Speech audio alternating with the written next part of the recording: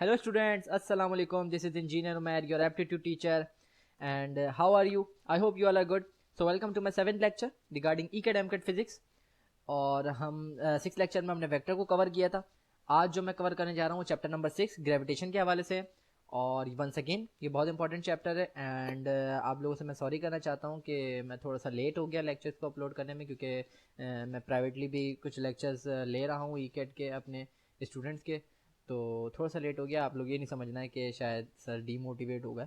नहीं, मैं lectures upload करूँगा और टेंशन नहीं लो. तो कॉपी पेंसिल निकाल लो, स्टार्ट करते हैं. Lecture number 7 chapter number 6 gravitation. ठीक है, ग्रेविटेशन में हमने क्या क्या पढ़ना है. तो ग्रेविटेशन में सबसे पहले स्टार्ट करेंगे हम न्यूटन के लॉ से. Now law of universal gravitation किसने दिया था हमें ये? Now Isaac Newton. ठीक है, Isaac Newton formulated in his work philosophy naturalist Principia Mathematica. ये बेसिकली इसकी एक बुक है ना, जिसको हम कहते हैं दीवान या मजमुआ. ठीक है, सो इंग्लिश में इसको क्या कहते हैं? The mathematical principles of natural philosophy. ये इसका इंग्लिश में एब्रिविएशन है. And it was published on 5 जुलाई 1687. ये आपके लिए इतने काम की चीज़ नहीं है कि ये नहीं पूछा जाता. हाँ, इस बुक से लिया गया है ये लॉ, क्योंकि इसने तमाम लॉज को इस बुक में मेंशन कर दिए थे. जो न्यूटन के 3 लॉज हैं, law of inertia, second law, and action reaction वाला लॉ, थर्ड लॉ. और साथ ही साथ ये लॉ भी उसने इसमें मेंशन किया था. नाउ जो इंपॉर्टेंट चीज़ है वो है इसकी स्टेटमेंट. स्टेटमेंट क्या है? Every body in the universe attract every other body with a force. अब यहाँ पे every other body attracts every other body with, यहाँ तक तो अपने काम की कोई चीज़ नहीं है. अब एप्टीट्यूड में जो काम की चीज़ है वो ये है कि a force which is directly proportional to the product of their masses. अब इसकी ना इस स्टेटमेंट के 2 पार्ट्स हैं.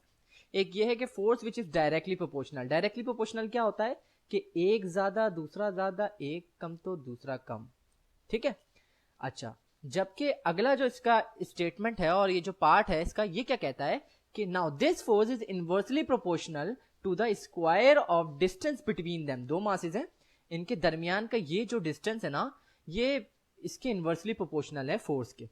सो इनवर्सली प्रोपोर्शनल क्या होता है? एक ज्यादा दूसरा कम, दूसरा ज्यादा एक कम. ठीक है, तो ये बेसिकली इनवर्सली प्रोपोर्शनल है.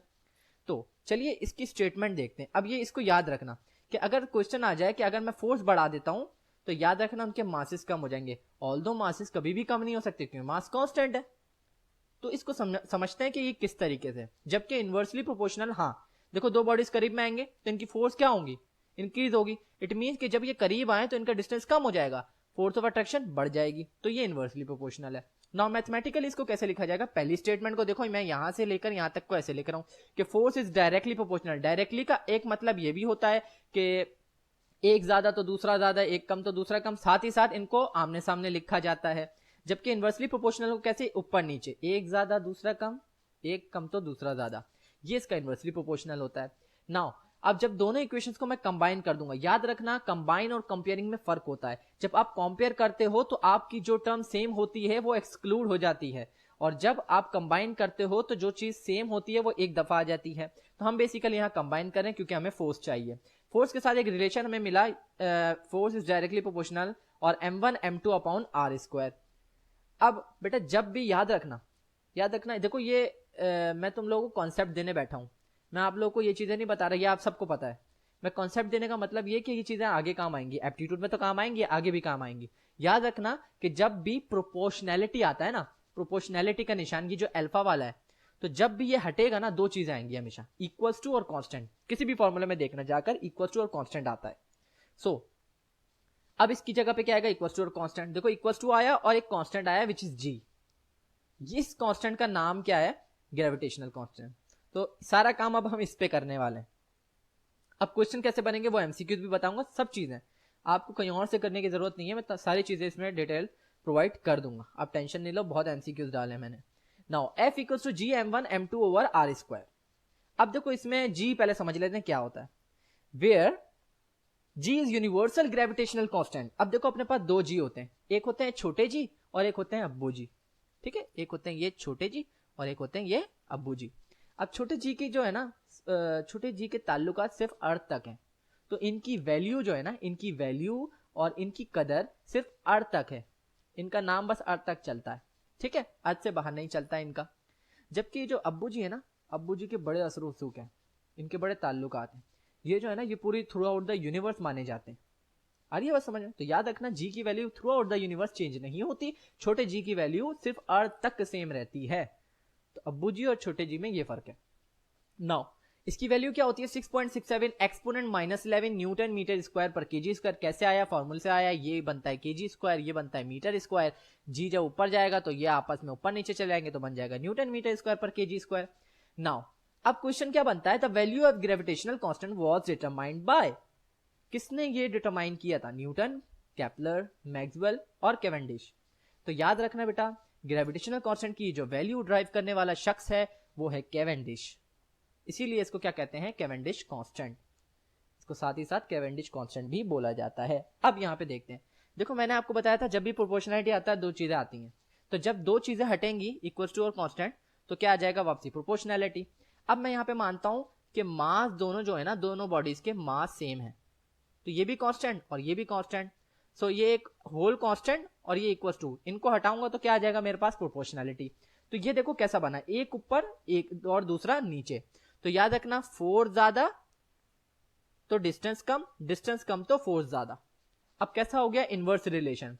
तो अब तुमको सवाल कैसे बनाएगा? सवाल में ऐसे घुमाएगा कि आर की वैल्यू बता देगा कि अब डिस्टेंस कितना हो गया? अब डिस्टेंस हो गया ट्वाइस। तो ट्वाइस जब डिस्टेंस हुआ तो आर की वैल्यू हम क्या बोल देंगे? 2r। तो जब यहां पे पुट करेंगे तो यहां पे 2r नहीं हो जाएगा, ये हो जाएगा r की जगह पर हम पुट करेंगे 2r, तो it will be 2r square which would be 4r square. तो याद रखना जब बोले कि थ्राइस हो जाए या 4 टाइम हो जाए, जिसको फोर्थ फोल्ड बोलता है अमूमन, तो 4 का स्क्वायर हो जाएगा 16। ठीक है, चलिए इसकी कोई एग्जांपल देखते हैं। नाउ एप्टीट्यूड एक्सरसाइज की देखते हैं। If the distance between the two masses is half, अब वो बोलता है कि डिस्टेंस दो मासेस के दरमियान में कैसा हो जाए? हाफ हो जाए। मींस वही आर की वैल्यू जो हो गई ना, वो अब कितनी हो गई?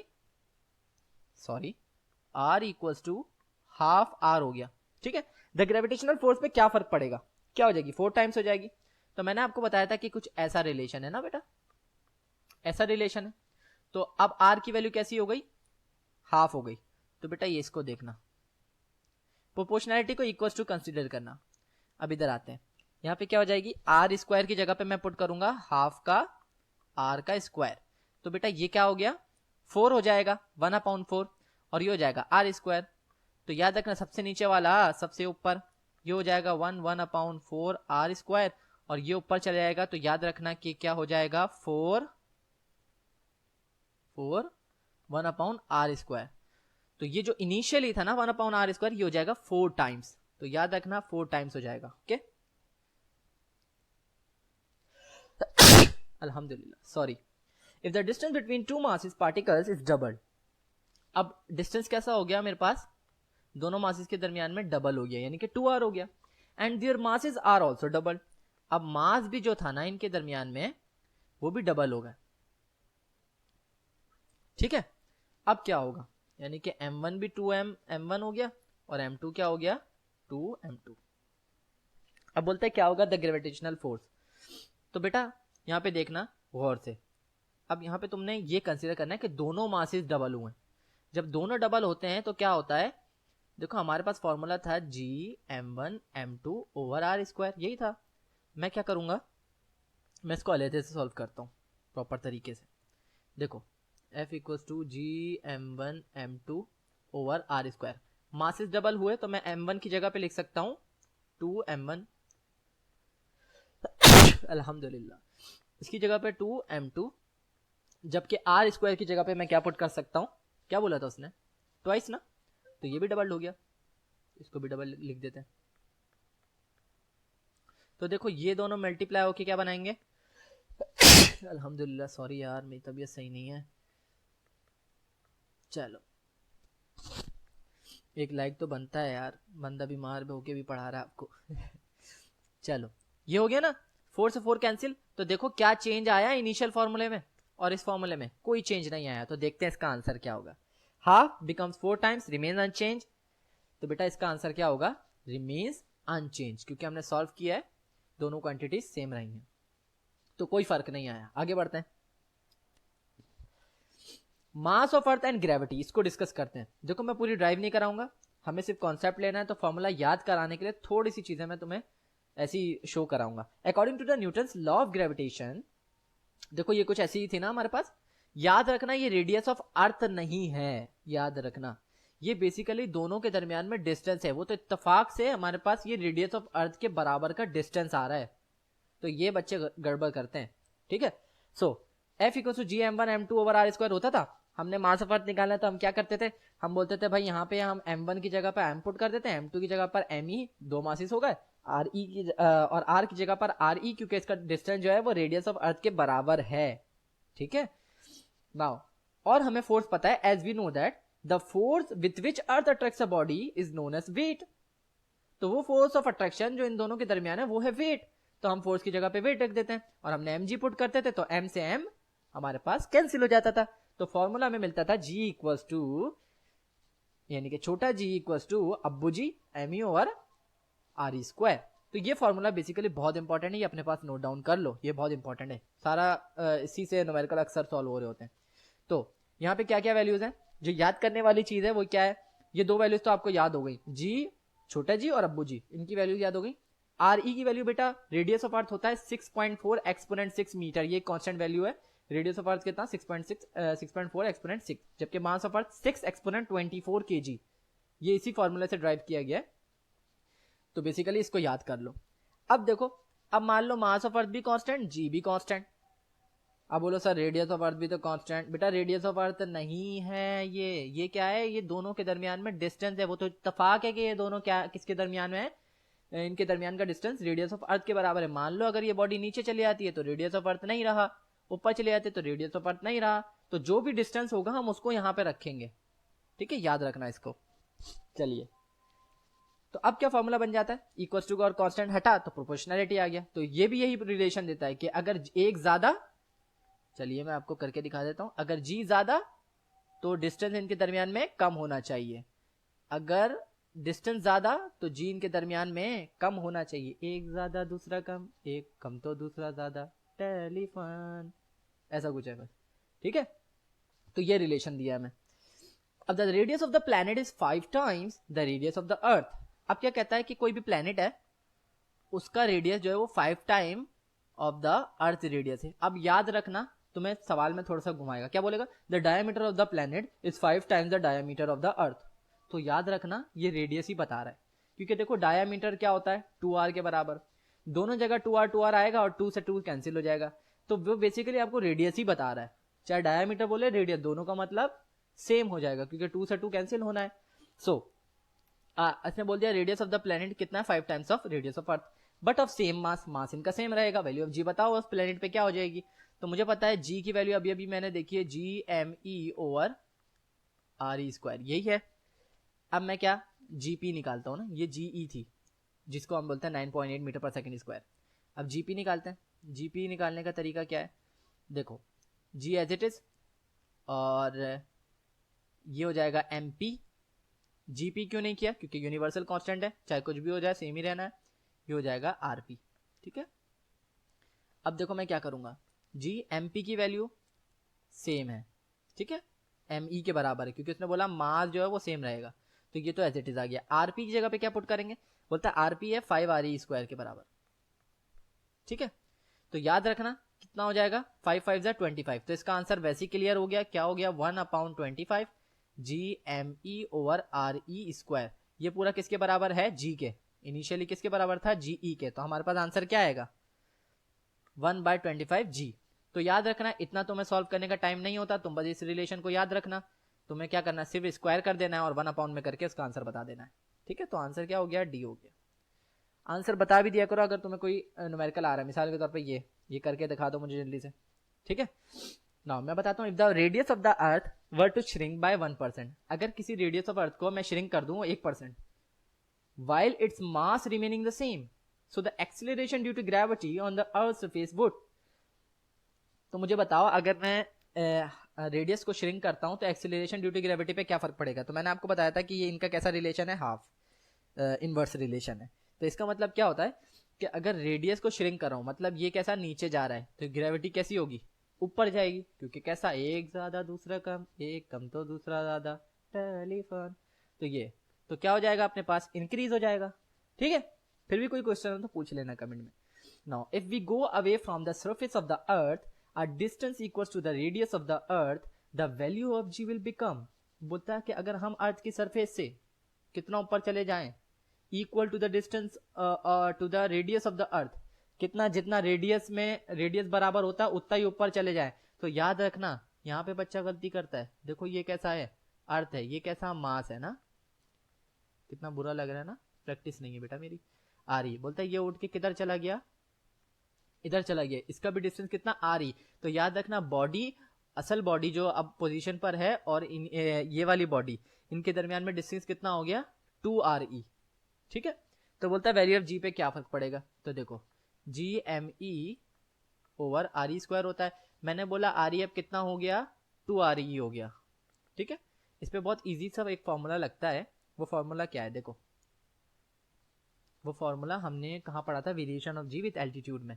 हमने क्या किया था, हमने यहाँ पे पुट कर दिया था आर ई प्लस एच, याद करो। ठीक है, अब वो जो हाइट है वो किसके बराबर है बेटा, कह रहा है कि अब हम अवे यानी कि हाइट पे गए, equal to the surface of earth, surface of earth के बराबर। तो अब हाइट की वैल्यू कितनी हो गई, रेडियस ऑफ अर्थ के बराबर। तो हम क्या करेंगे, आर ई प्लस हाइट भी कितना है, आर ई स्क्वायर किया, ये कितना हो जाएगा बेटा टोटल 2re। 2re का स्क्वायर करेंगे तो आंसर क्या आएगा अपने पास, जी एम ई ओवर, ये हो जाएगा 2re, 2re का स्क्वायर विल बी 4re, ये पूरा किसके बराबर है, जी के। तो हमारे पास आंसर क्या आ गया, 1/4। तो आंसर हो गया 1/4। ठीक है, चलिए आगे बढ़ते हैं। अब पर्सन इसको अपने पास लिखते जाओ, बहुत ज़्यादा इंपॉर्टेंट है, ये काफ़ी मुश्किल से मैंने गैदर किए हैं। ठीक है, तो इसको अपने पास नोट डाउन कर लेना। A person has a mass 70 kg over the earth's surface. His mass on the surface of the moon will be। बोलता है अर्थ पे जो है मास कितना, 70 kg, जबकि मून पे बताओ, अगर मून पे चले जाए तो क्या हो जाएगा। याद रखना मून पे जाकर ना ग्रेविटी कितनी हो जाती है, g/6। ये भी मैं तुम्हें सिखा दूं, याद कर लो इसको, कितना हो जाता है 1/6 ऑफ ग्रेविटी, या g/6। ठीक है, तो नोट डाउन कर लो, ये सब की पॉइंट्स बता रहा हूं मैं। ठीक है, जो एप्टीट्यूड में बताए जाते हैं। सो अब देखो वो कह रहा है 70 kg है, तो बताओ मून की सरफेस पे क्या बेटा, mass throughout the universe same रहता है, वेट चेंज होता है क्योंकि वेट में ग्रेविटी का फैक्टर आ जाता है, W=mg। तो याद रखना 70 kg इसका आंसर होगा। हाँ, सवाल कर सकता था कि वेट कितना अभी 70 न्यूटन, तो मुझे बताओ मून पे जाके कितना हो जाएगा। तो पहले अर्थ पे निकालना, अर्थ पे कैसे निकालोगे, W=mg, W तुम्हें पता है, जी की वैल्यू 9.8 रखना, मास आ जाएगा। मिसाल के तौर पर तुम्हारे पास मास कितना आया, 7 kg आया। ठीक है, तुमने 10 रखी थी ना वैल्यू। तो अब मून पे निकालने का तरीका क्या है, मून पे ग्रेविटी कितनी होती है, जी, तो 7 तो मास रख दिया और जी होता है g/6। तो इस तरीके से मेरे पास आंसर क्या आ जाएगा, 7/6g। ठीक है जी, तो इस तरीके से होगा। नाउ आगे बढ़ते हैं, आंसर मैंने बताया था, आंसर इसका क्या है 70 kg, यानी कि कांस्टेंट रहता है मास, मास में चेंज नहीं आएगा। ये सिर्फ घुमाना था उसने तुम्हें, तुम लगाते अभी W=mg लगा देते और तुम उसको आंसर mg करके लिख देते, तुम्हें पता ही नहीं था कि वेट मांग रहा है कि मास मांग रहा है। Now which of the following can be used to determine the mass of the earth. इनमें से कौन सा फॉर्मूला है जो मास ऑफ अर्थ निकालने का तरीका बताता है। तो अभी निकाला था मास ऑफ अर्थ, वही G=gme से अगर रीअरेंज करोगे तो m ही निकल जाएगा। तो basically Newton's law of gravitation वो लॉ है कि जिसके थ्रू आपको मास ऑफ अर्थ निकाल सकते हो। Next question, where the value of g is greater at the poles at the equator A and B both। तो बेटा मैंने ये भी रिप्रेजेंटेशन कर दी ताकि तुम्हें हमेशा याद रह जाए कि भाई पोल इक्वेटर होता क्या है, ये तो बच्चे को अक्सर पता नहीं होता, तो जिसको नहीं पता बता दे मुझे कमेंट में। देखो पोल्स ये होते हैं, अर्थ के पोल्स क्या होते हैं, ये एक्सट्रीम एंड्स वर्टिकली। ना ये जो हॉरिजॉन्टली रीजन है ये इसका क्या है, इक्वेटर। तो याद रखना, एक तुम्हें की पॉइंट दे दूं अपने पास, जल्दी से नोट डाउन करो, मैं तुम्हें वो करा रहा हूं डिक्टेट। देखो पोल्स पर, at poles the value of G is maximum and at equator the value of G is minimum. अब इसका वाइस वर्सा करते हैं, at poles the value of centrifugal force is minimum and at equator the value of centrifugal force is maximum. तो याद रखना G और centrifugal force एक दूसरे के क्या है, इनवर्स हैं। याद रखना G की वैल्यू पोल पर मैक्सिमम होती है, इक्वेटर पे मिनिमम, जबकि सेंट्रीफ्यूगल फोर्स की पोल पर मिनिमम, इक्वेटर पे मैक्सिमम। तो यहाँ पे आंसर क्या आएगा, जी की वैल्यू ग्रेटर किस पे, पोल्स पर। तो ये आपके पास आंसर करेक्ट हो गया। चलिए अब हो जाते हैं variation of G with altitude. देखो कुछ ऐसा था, अभी बंदा खड़ा हुआ था, मैं खड़ा हुआ हूँ मान लो, अभी मेरा मास है कोई, अर्थ का भी मास होगा कोई, अभी मैं क्या पहाड़ी पे चढ़ गया, हाइकिंग की मैंने, मैं ऊपर गया कितनी हाइट पर, इतनी हाइट पर, है ना। देखो मज़ा आ रहा है ना पढ़ने में। तो ये चीज़ें कुछ ऐसी होती हैं जो जिससे बंदा बोर नहीं होता। चलिए अब नया रेडियस बन गया, रेडियस क्या बना भाई, पहले तो रेडियस आर था, अब दोनों मासेस के दरमियान में डिस्टेंस कितना हो गया, आर ई प्लस एच। तो इस तरीके से किया था हमने, ड्राइव तो नहीं कराऊंगा मैं तुम्हें, डायरेक्ट फॉर्मूला लिखवाऊंगा। तो देखो फॉर्मूला क्या बनता है अपने पास, जी डैश इक्वल टू, यानी कि at altitude the variation of G is equal to 1 minus 2h over R E G. याद रखना ये फॉर्मूला अपने किसी काम का नहीं है, क्यों, क्योंकि ये वैल्यू सही नहीं देता, ठीक है, क्योंकि ये अप्रॉक्सीमेट वैल्यू देता है। सिंस हमने इसमें क्या फॉर्मूला लगाया था, बाइनोमियल थ्योरम याद करो, उसमें लगा दिया था हमने, तो ये आंसर सही नहीं था। इसकी जगह पर हम कौन सा यूज करेंगे, जो मैंने अभी तुम्हें सिखाया था, G M E over R E plus H का स्क्वायर। याद रखना ये फॉर्मूला यूज करोगे, इसको तुम्हें यूज नहीं करना। चलिए आगे बढ़ते हैं। अब variation of G with depth, अगर नहीं लिखा तो यार पीछे कर लेना, वीडियो को देख लेना, ठीक है। Variation of G with depth, बेटा ये फॉर्मूला अपने बहुत काम का है, तो इसको देख लो। डेप्थ में कैसे हम ऊपर से नीचे आ गए ना, तो ये डेप्थ में जा रहे हैं। अब इसका फॉर्मूला क्या होता है, G dash equal to 1 minus D over R E G. इसके लिए एक की पॉइंट लिख लो अपने पास, वो क्या है, the value of G will gradually decrease when an observer takes depth D from the earth surface. G की वैल्यू कम होती जाएगी जैसे जैसे तुम अर्थ के सेंटर की तरफ जाओगे, जैसे जैसे खुदाई करके अंदर जाओगे जी की वैल्यू कम होती जाएगी। और यहाँ पे की पॉइंट याद रखना कि कोई ऐसा वक्त आ जाए, याद करो कि भाई डी की डेप्थ इतनी तुम खुदाई कर गए कि तुम कहाँ पहुंच गए, बिल्कुल सेंटर पे। सेंटर का मतलब अभी तुम मान लो इधर थे, इधर ही थे ना, तुमने खुदाई करी, तुम इधर आ गए, इधर आ गए, इधर आ गए, एक वक्त आया इतना। तो ये बेटा क्या है, रेडियस ऑफ अर्थ। तो डेप्थ बराबर किसकी हो गई, रेडियस ऑफ अर्थ। तो मान लो अगर तुम इधर पुट कर देते हो, तो देखो मैं तुम्हें करके दिखाता हूँ। ये देखो, देखो बेटा, शाबाश, D over R E G, G dash equals to 1 minus depth कितनी हो गई, रेडियस ऑफ अर्थ के बराबर। तो देखो दोनों कैंसिल हो जाएगा, आंसर क्या आएगा, 1 माइनस 1, और ये कितना होता है, 0। तो answer 0 multiply by any number will be 0। तो याद रखना डेप्थ इतनी चले जाए कि रेडियस ऑफ अर्थ क्रॉस कर जाए, तो याद रखना वैल्यू ऑफ जी कितनी हो जाएगी, 0। तो at centre of the earth the value of G will be 0। तो ये पॉइंट याद रखना, बहुत अच्छा पॉइंट है ये, आता है सवाल। At what depth below the earth's surface the value of g reduces to half of its value? g कितनी हो जाए, हाफ हो जाए, ठीक है, नजर आ रहा होगा आई होप आपको। तो बोल रहा है मुझे बताओ कितना मुझे डेप्थ में जाना पड़ेगा। तो बेसिकली डेप्थ निकालना है जब g की वैल्यू हाफ हो जाए। तो मैं कैसे निकालूंगा, देखो फॉर्मूला अभी अभी हमने पढ़ा है, 1 minus D over R E over G. बोलता है ग्रेविटी कितनी हो जाए, हाफ हो जाए ना। तो मैं यहाँ पे लिख देता हूँ g over 2 equals to 1 minus D over R E G. बेटा जी बोथ साइड पे कैंसिल हो जाएगा, या फिर डिवाइड कर दो, तो आंसर क्या हो जाएगा, half 1 minus D over R ई। इसको मजीद सॉल्व करता हूँ तो ये हो जाएगा, देखो ये इधर चले जाएगा, ये इधर चले आएगा, तो ये अपने पास हो जाएगा 1 minus half equals to D over R E. इसका आंसर हमेशा हाफ होगा, क्योंकि एक में से आधा निकालोगे तो आधा बचता है, डी ओवर आर ई, और आर ई इधर मल्टीप्लाई हो जाएगा। तो डेप्थ कितनी निकल के आई बेटा, कितनी निकल के आई, हाफ आर ई। तो याद रखना डेप्थ कितनी हो जाएगी, हाफ ऑफ द रेडियस। तो मेरे पास आंसर कौन सा हो जाएगा, R E by 2, R E by 2। चलिए as we go below the earth surface of the earth the value of G क्या होगी। भाई जैसे जैसे मैं डेप्थ में जाऊंगा, मैंने तुम्हें बताया था वैल्यू ऑफ जी क्या होती है, डिक्रीज होती है। तो ये तो मैं तुम्हें सिखा चुका हूँ, वैल्यू ऑफ जी क्या होती है, डिक्रीज होती है। आगे बढ़ते हैं। The value of G at the centre of the earth is, अब अर्थ के सेंटर पे पहुंचे तो मैंने सब सिखा दिया।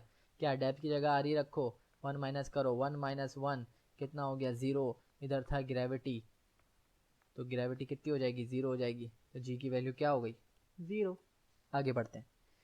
अ hole is drilled, most important thing, देखो इसको गौर से। A hole is drilled through the earth, earth में ड्रिल किया गया, along the, जैसे बोरिंग कराते हैं, along the diameter and a stone is dropped into it। अब इस स्टोन को गिरा दिया गया, when the stone is at the center of the earth। अब देखो ड्रिलिंग कितनी कर दी, सेंटर ऑफ द अर्थ तक, तो मतलब कि आप सेंटर ऑफ द अर्थ तक चले गए जहाँ पे ग्रेविटी कितनी होती है, 0 होती है, हमने सीखा है। तो बोल रहा है अब बताओ stone eight the centre of the earth it has mass weight के एक्सीलरेशन। देखो एक्सीलरेशन तो 0 हो जाएगी क्योंकि एक्सीलरेशन ड्यू टू ग्रेविटी 0 है, ठीक है जी। वेट क्या होगा, देखो W equals to M G की वैल्यू 0 हो गई तो वेट भी कितना हो गया, 0 हो गया। तो अक्सर स्टूडेंट तुक्का मारता है इसमें मेरे बहुत सारे स्टूडेंट तुक्के मारते हैं इसमें। तो याद रखना इसका लॉजिक बहुत सिंपल थी, आंसर मास था। ये अक्सर आ चुका है सवाल और ये बच्चा गलती करता है, ठीक है। तो इसका आंसर मास है, mass throughout the universe same रहेगा चाहे कहीं भी चले जाओ तुम दुनिया में, ठीक है। आगे बढ़ते हैं। अब ये कुछ पर्सनल क्वेश्चंस हैं जो तुम्हें खुद करना है, तो डू योर सॉल्व और मुझे आंसर बताओ इसके कमेंट में। अगर फिर भी ना आए तो बेटा तुम्हें मज़ीद ट्रीटमेंट की ज़रूरत है और मैं मज़ीद क्वेश्चंस को अपलोड करूँगा जब तक तुम लोगों को आ नहीं जाता, ठीक है। तो पहला क्वेश्चन है we go up from the surface to a distance equal to the radius of the earth, यानी कि 2r वाला वही वाला सवाल। तो बताओ क्या हो जाएगा, if man goes above the surface to the distance, यहाँ पे 3 भी पुट करके देखना, ठीक है, to the distance equal to thrice, मतलब कि 3 times of the earth surface, ऊपर चला गया वो। अब याद रखना क्या बोल रहा है, above the surface to the distance equal to the 3 radius. अब यहाँ मैं हिंट दे देता हूँ, देखते हैं कितने चीते बच्चे हैं।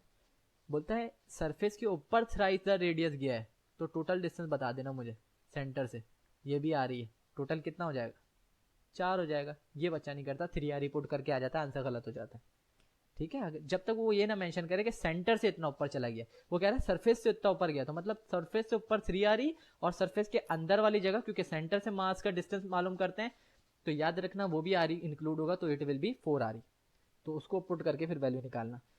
Now the acceleration of free fall on moon, moon पे फ्री फॉलिंग कर रहे हैं, is 1/6 of its value on earth. मैंने आपको बताया था फ्री फॉल एक्सीलरेशन को एक्सीलरेशन ड्यू टू ग्रेविटी ही कहते हैं, और ये हमेशा 1/6 ऑफ जी होता है मून पर, मैंने आपको पहले ही बता चुका था। तो ये इंपॉर्टेंट चीज़ है, याद रख लेना। इसको सॉल्व करो, मुझे आंसर बताओ जल्दी से कमेंट में। सो आई होप ये लेक्चर बहुत पसंद आया होगा। दूसरा पार्ट मैं अपलोड कर दूंगा, ये चैप्टर भी खत्म हो जाएगा, फिर आगे हम मजीद कोई इंपॉर्टेंट चैप्टर्स पहले कवर करेंगे, फिर इजी चैप्टर्स को देख लेंगे, ठीक है। सो गुड लक, लाइक कर दिया करो और बाकी चीज़ें शेयर वगैरह, ये तो अब बोलने का दिल भी नहीं चाहता, तुम लोग वैसे ही बहुत अच्छा रिस्पॉन्ड करते हो माशाल्लाह, ठीक है। सो थैंक्स फॉर वॉचिंग, ये कुछ पास पेपर से देख लो। गुड लक, अल्लाह हाफिज़।